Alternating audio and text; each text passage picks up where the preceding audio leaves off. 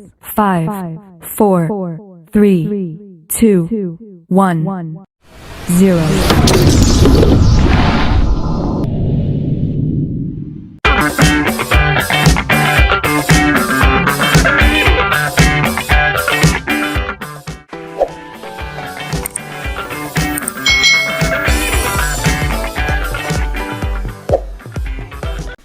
Hai, selamat datang di channel YouTube Kak Citra. Apa kabar adik-adik semuanya? Kak Citra berharap kalian dalam keadaan yang baik, sehat, dan siap untuk belajar ya. Hari ini kita akan belajar bersama-sama untuk mata pelajaran tematik kelas 6. Kita belajar di tema 8, Bumiku. Subtema 2, Bumiku dan musimnya, pembelajaran yang keempat. Mari adik-adik kita belajar dengan penuh semangat ya. Sangat menarik ya belajar tentang negara-negara tetangga Indonesia. Belajar tentang kondisi alam dan kondisi sosial budaya negara-negara tetangga dapat membuat wawasan kita semakin bertambah dan terbuka adik-adik. Ayo kita pelajari kondisi sosial budaya negara Vietnam dan Thailand. Adik-adik, ini adalah bendera Vietnam nih adik-adik ya. Lalu ini adalah baju khas dari Vietnam. Nah, bagaimana keadaan sosial budaya di Vietnam? Orang Vietnam ini merupakan kelompok terbesar di negara Vietnam. Mereka disebut dengan Viet atau Kin. Nah, mereka tinggal di tepi pantai. Orang Hoa atau etnis Tionghoa tinggal di dataran rendah. Pakaian tradisional wanita Vietnam itu disebut dengan áo dày. Nah, áo dày ini dahulu dipakai oleh wanita dan pria. Nah, sekarang kebanyakan dipakai oleh wanita. Itu keadaan sosial budaya dari negara Vietnam. Berikutnya dari negara Thailand adik-adik. Bagaimana ya keadaan sosial budayanya? Nah, Thailand ini dikenal sebagai negeri gajah putih.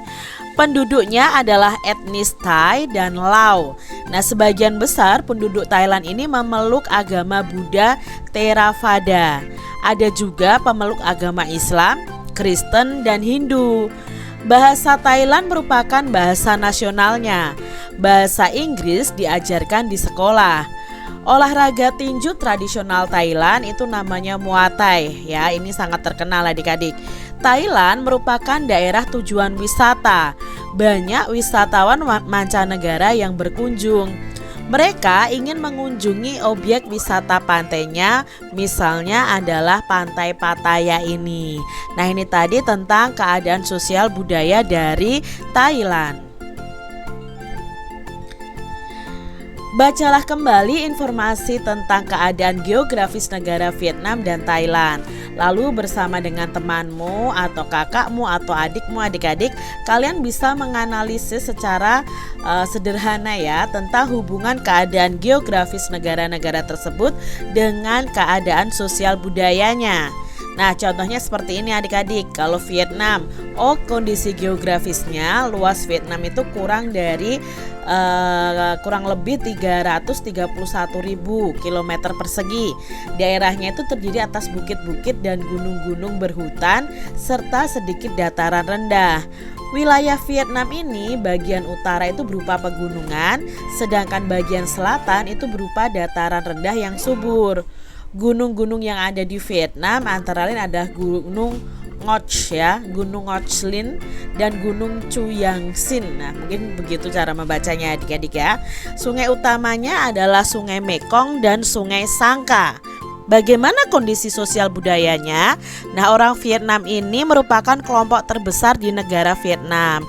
Mereka disebut dengan Viet atau Kin. Mereka tinggal di tepi pantai.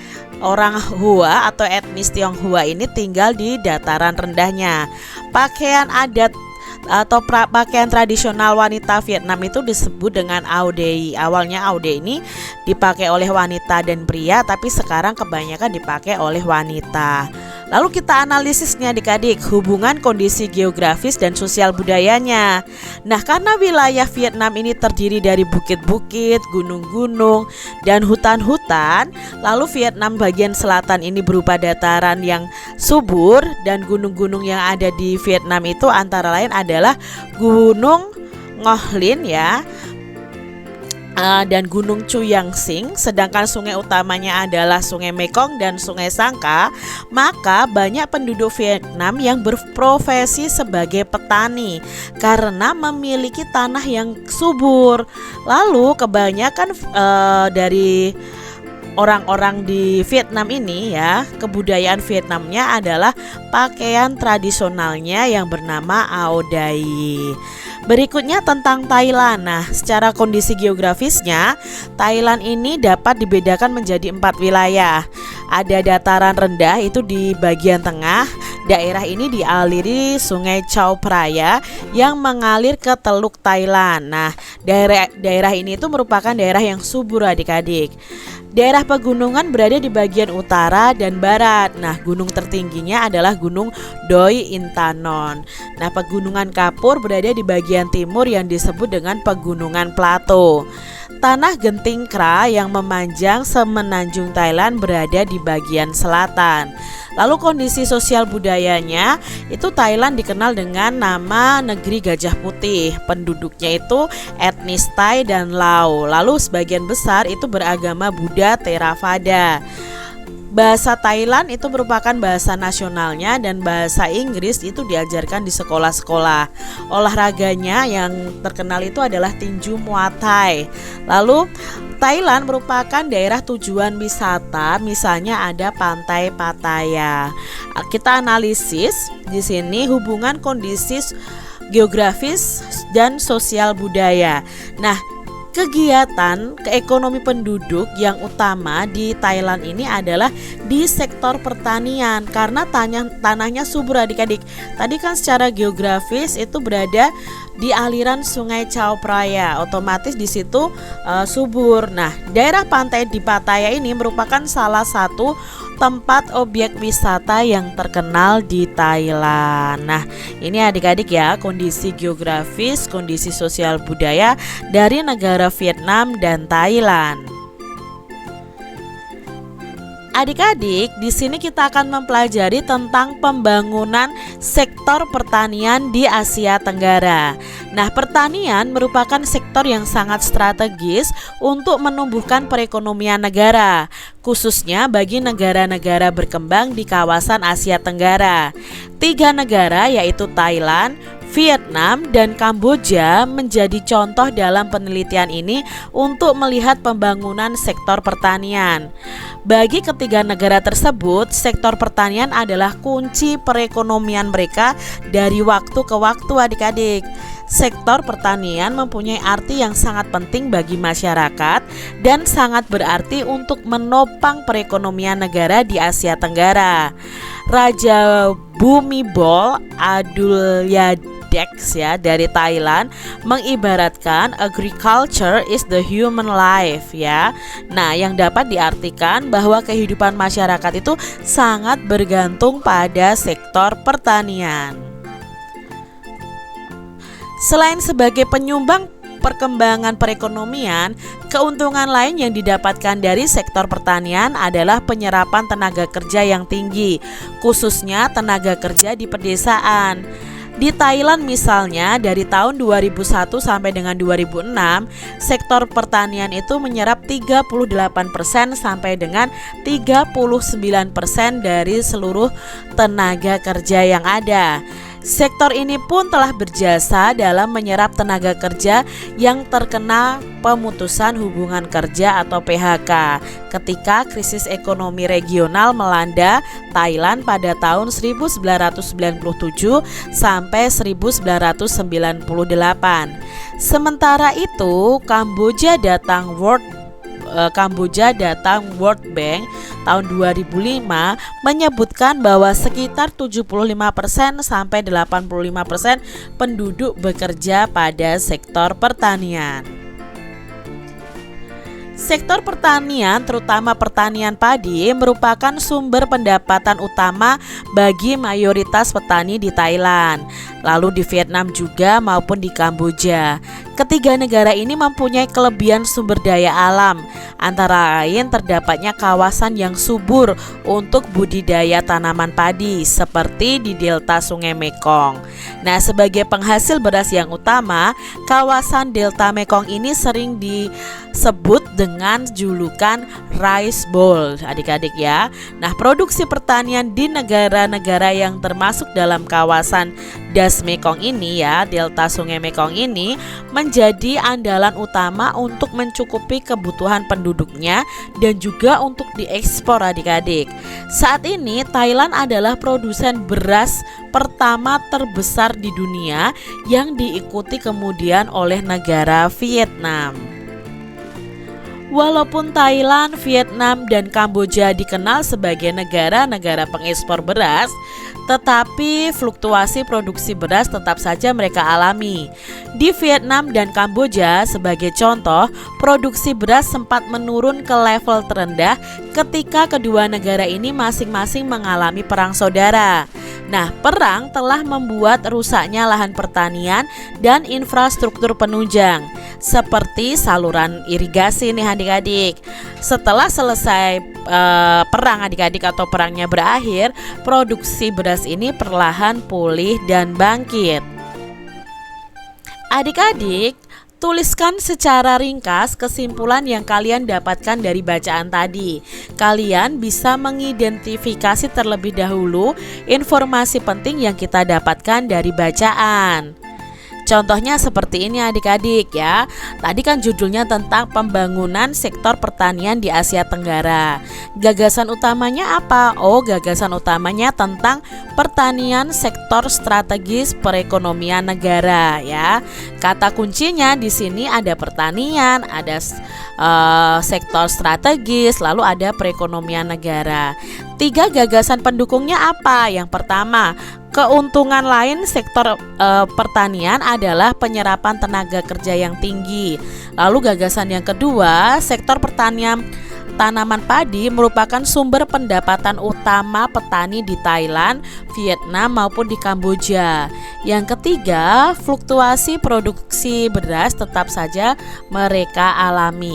Nah, di sini ringkasan bacaannya bagaimana? Nah, ringkasan bacaannya seperti ini adik-adik ya. Jadi kalian ringkas bacaannya bahwa pertanian merupakan sektor yang sangat strategis untuk menumbuhkan perekonomian negara, khususnya bagi negara-negara berkembang di kawasan Asia Tenggara.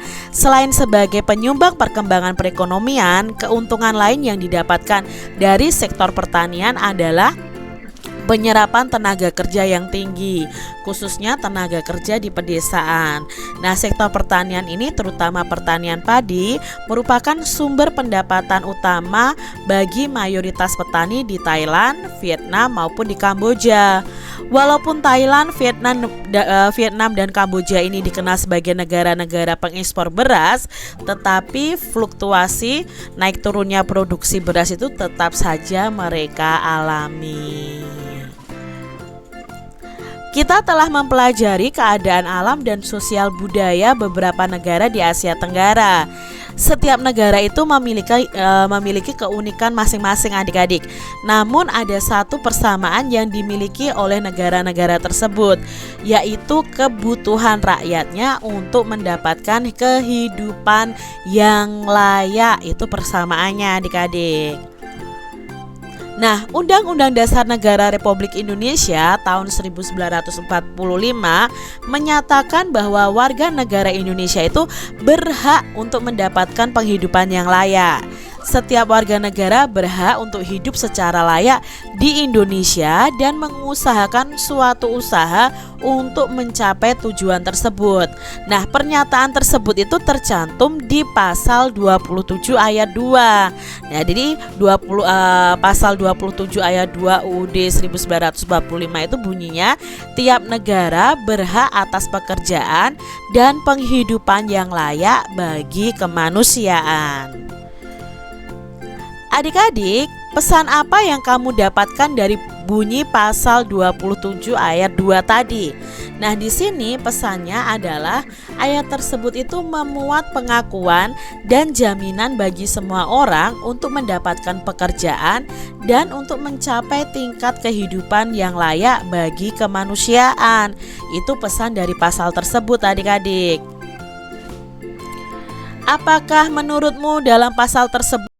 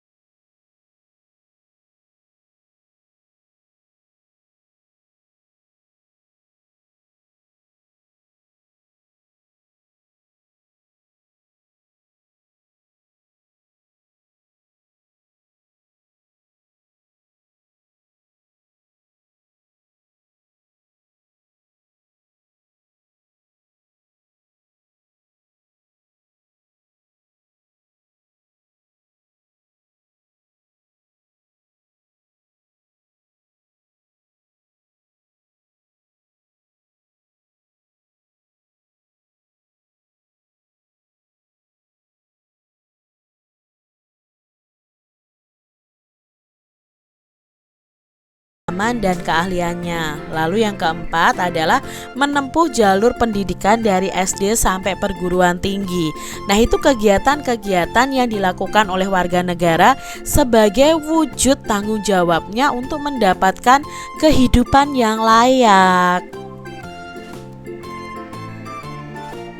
Apa yang akan terjadi adik-adik jika warga negara tersebut tidak melakukan tanggung jawabnya? Nah, otomatis yang akan terjadi jika warga negara tidak melakukan tanggung jawabnya, maka warga negara tersebut tidak akan memperoleh penghidupan yang layak. Setiap warga negara itu harus mengusahakan suatu usaha untuk mencapai penghidupan yang layak. Demikian tadi adik-adik pembahasan kita di tema 8 subtema 2 pembelajaran yang keempat. Semoga video pembelajaran ini bermanfaat untuk adik-adik semuanya. Dan sampai jumpa lagi di video pembelajaran Kak Citra selanjutnya. Tuhan memberkati. Jangan lupa tekan tombol subscribe, lalu tekan loncengnya, tekan juga tombol like, lalu share ke media sosial kalian. Jangan lupa untuk ikuti media sosial Kak Citra. Terima kasih.